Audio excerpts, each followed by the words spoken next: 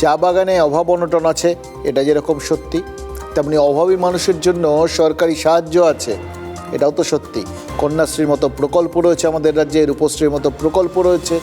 School পড়ুয়ার থেকে শুরু করে কলেজ বিশ্ববিদ্যালয়ের ছাত্রী বা তারপরেও যাদের প্রয়োজন, যেরকম প্রয়োজন, সরকার সেই সমস্ত মেয়েদের টাকা দিচ্ছে।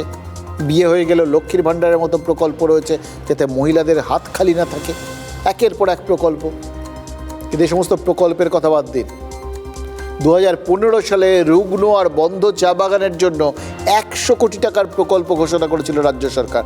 অর্থাৎ সমস্ত চা বাগানের জন্য একটা প্যাকেজ, যে সমস্ত চা বাগানের শ্রমিকদের কাজ নেই আর যে সমস্ত চা বাগানের শ্রমিকদের কাজ যাবো করছে, তাদের প্রত্যেকের জন্য তহবিল গড়েছিল রাজ্য।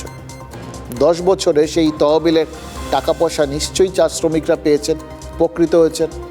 তারপরেও রাজ্য থেকে একসঙ্গে এইভাবে, মানে বাল্ক সাপ্লাই বলেন না, এক দঙ্গল, এইভাবেই তো মেয়েদের পাচার করা হচ্ছে অন্য রাজ্যে। কী করে পাচারকারীরা সুযোগ পাচ্ছে? এই প্রশ্ন করলেই ওই আবার সেই অভাবের উল্লেখ হচ্ছে, নিদারুণ অভাব। তাই ভুল পথে পা বাড়াতে বাধ্য হচ্ছে মেয়েরা। তাহলে দাঁড়ালোটা কি?